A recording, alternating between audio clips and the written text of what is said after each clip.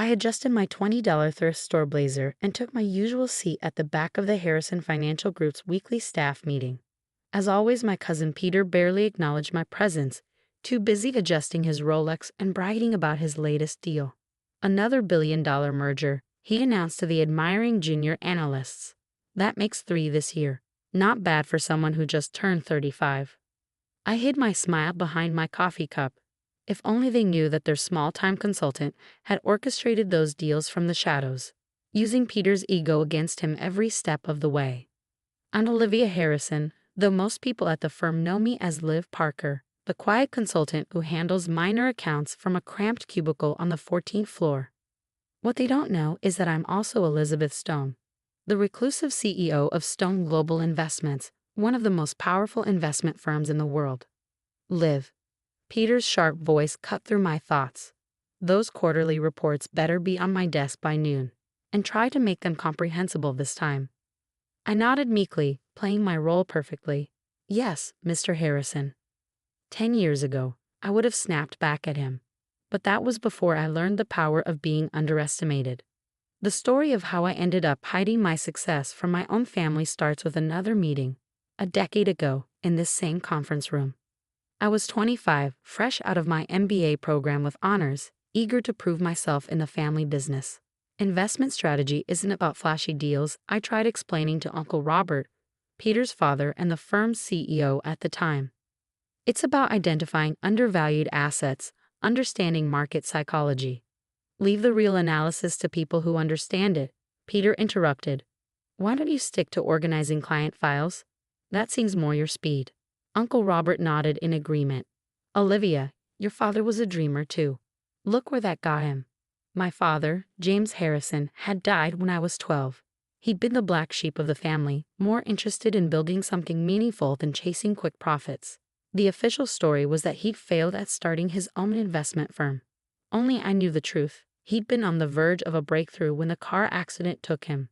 That day, watching Peter and Uncle Robert dismiss my ideas just like I dismissed my father's, something shifted inside me.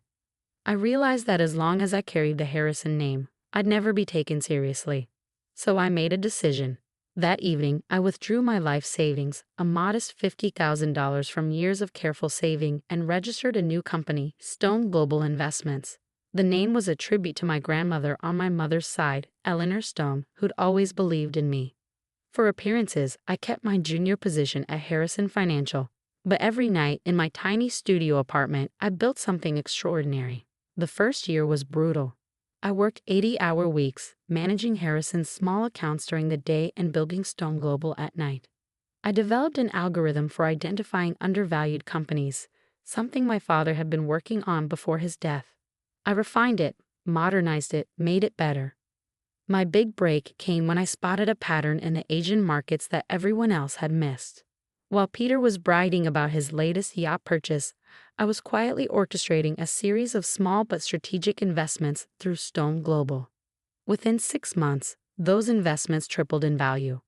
I kept my success hidden, living simply and reinvesting every penny back into the company. Stone Global grew rapidly, but I maintained absolute secrecy about my identity. I hired brilliant people who shared my vision, building a corporate culture focused on intelligence and integrity rather than flashy deals and office politics.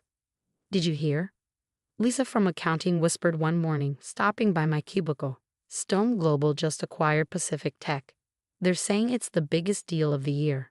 I looked up from my intentionally messy desk, surrounded by empty coffee cups and post-it notes. Really? That's interesting. What Lisa didn't know was that I finalized that deal at 3 a.m. from my home office, a converted walk-in closet in my deliberately modest apartment. The acquisition had added another $1 billion to Stone Global's portfolio. I don't understand why you live like this, Lisa said, gesturing at my shabby blazer. You've been here 10 years. You should at least ask for a raise.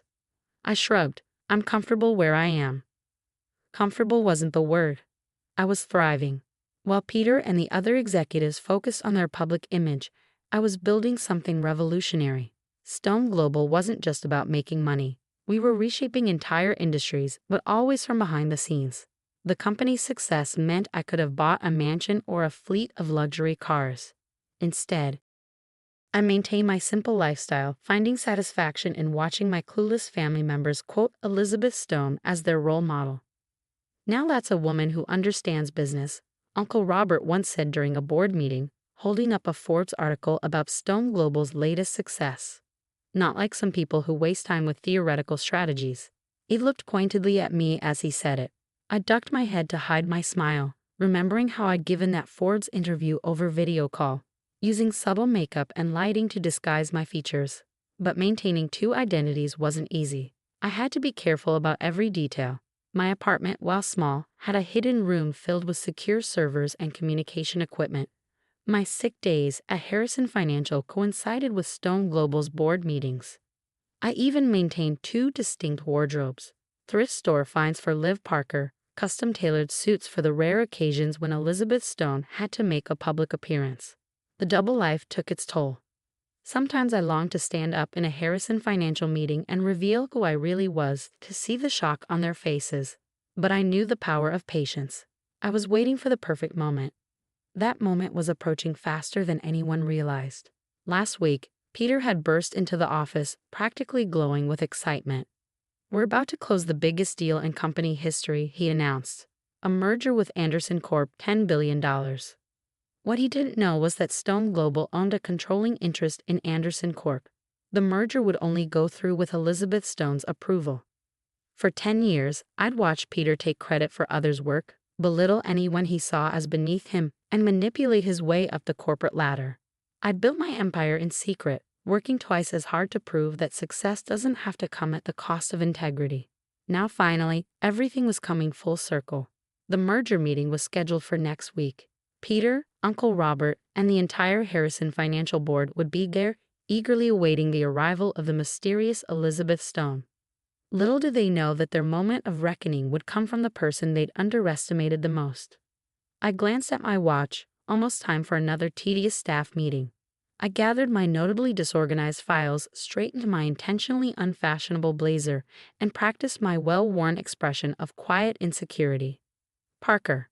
Peter's voice boomed across the office. "Where are those reports?" "Right here, Mr. Harrison." I called back meekly, hiding my growing anticipation. One more week. After a decade of building my empire in secret, I was finally ready to step out of the shadows. The look on their faces would be worth every moment of hiding, every condescending comment, every dismissive glance. But first, I had a merger to prepare for, one that would change everything. The morning of the merger meeting, I arrived at work as Liv Parker for the last time. My usual shabby blazer was carefully pressed, my hair intentionally unstyled. No one at Harrison Financial gave me a second glance as I made my way to my cubicle. "Big day," Lisa whispered, stopping by my desk. "Everyone's talking about meeting the mysterious Elizabeth Stone." I nodded, hiding my smile. "I heard she's very particular about deals." Peter was already in full peacock mode, strutting around the office in a new Italian suit. "Elizabeth Stone is going to love what we've put together," he announced to anyone who would listen. "This merger will be the crown jewel of both our companies." If he only knew. At 9 a.m., I made a show of gathering my files. "Mr. Harrison," I called out meekly, "I'm not feeling well. Might need to take the rest of the day off." Peter barely looked up. "Whatever. Just make sure those reports are done first." I headed to the elevator, but instead of going down to the lobby, I went up to the private penthouse suite where I kept my Elizabeth Stone identity hidden. Within 30 minutes, I had transformed. Gone was the shabby blazer, replaced by a perfectly tailored Armani suit. My hair was elegantly styled, my makeup flawless but subtle. The merger meeting was scheduled for 2 p.m. At 1:55, I watched through the penthouse's one-way glass as the Harrison Financial Board members filed into the main conference room. Peter was practically bouncing with excitement. Uncle Robert kept checking his Rolex. My phone buzzed. A message from my executive assistant at Stone Global. "Cars waiting at the private entrance. Ready when you are." I took a deep breath, thinking of my father. He had always taught me that true success wasn't about crushing others, but about proving your worth through actions rather than words. At exactly 2 p.m., I stepped into the conference room through the private entrance. The effect was immediate. Every head turned, eyes widening at the sight of Elizabeth Stone in the flesh. "Gentlemen, I said smoothly, my voice carrying none of Liv Parker's artificial meekness. Shall we begin? Peter jumped up, hand extended. Miss Stone. I'm Peter Harrison. We spoke on the phone about the Anderson Corp merger. I finished, ignoring his outstretched hand. Yes, I'm well aware of your enthusiastic pursuit of this deal. Uncle Robert leaned forward. We've prepared a comprehensive presentation demonstrating the synergies between our companies. I sat down at the head of the table, opening a sleek leather portfolio. That won't be necessary. I've already reviewed everything. In fact, I've been reviewing Harrison Financial's operations for quite some time. Something in my tone made Peter's smile falter slightly.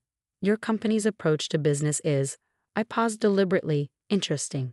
Taking credit for others' work, manipulating market positions, belittling talented people because they don't fit your narrow view of success. The room grew very quiet. I don't understand, Peter said, his confidence cracking. We've always operated with the highest standards. Really?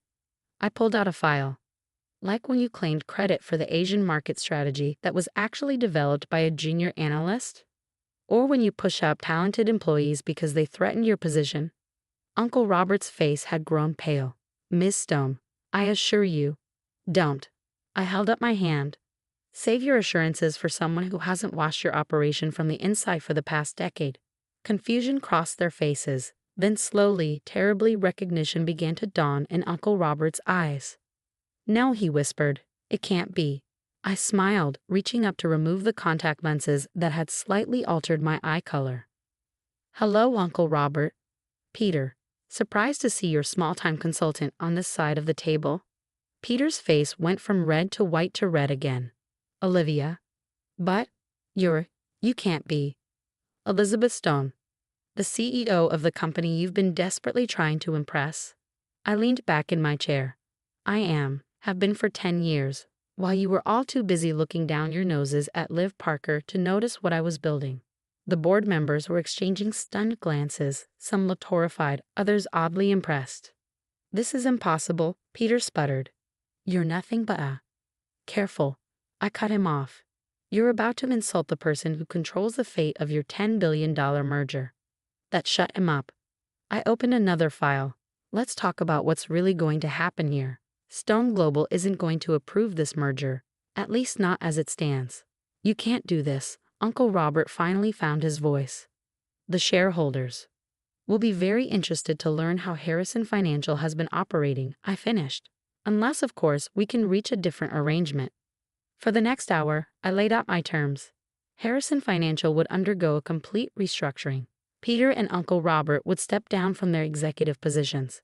The company would implement new policies focusing on merit rather than connections. You've been planning this for years, Uncle Robert said quietly. No, I corrected him.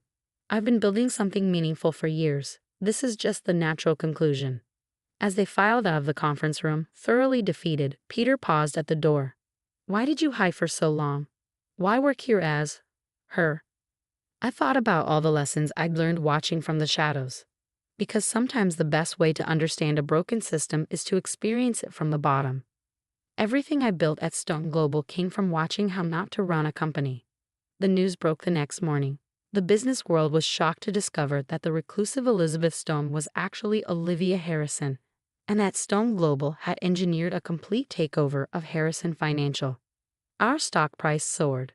Apparently, the market loved the idea of a self-made billionaire who had built her empire while working undercover in her own family's company.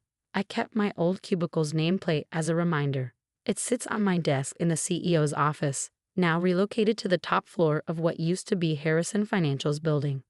Lisa stopped by last week, still processing the revelation. All those times I told you to ask for a raise. I laughed. Consider yourself promoted. I need people who saw value in Liv Parker, not just Elizabeth Stone. Peter and Uncle Robert both retired to spend time with family. I hear Peter's writing a book about learning humility.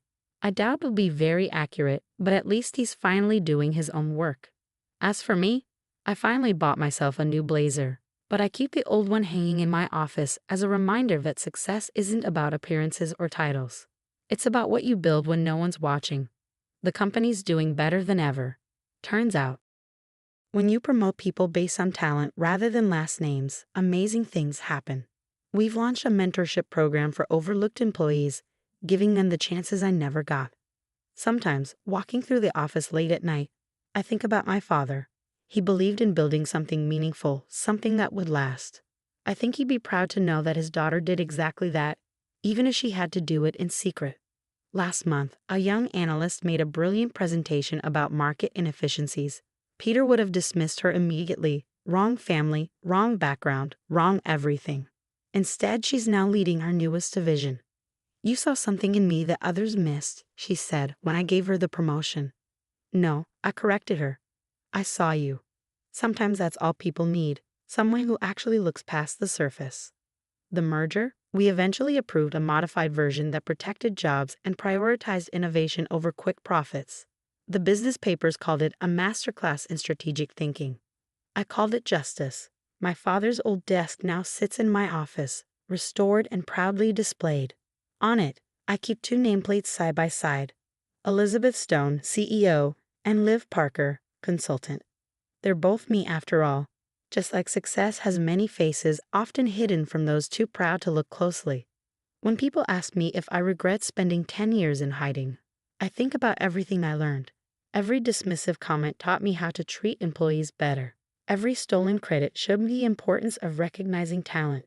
Every moment of underestimation became fuel for building something greater. So no, I don't regret it. Sometimes the best empires are built in secret by the people everyone else is too blind to see. Besides, the look on Peter's face was worth every minute.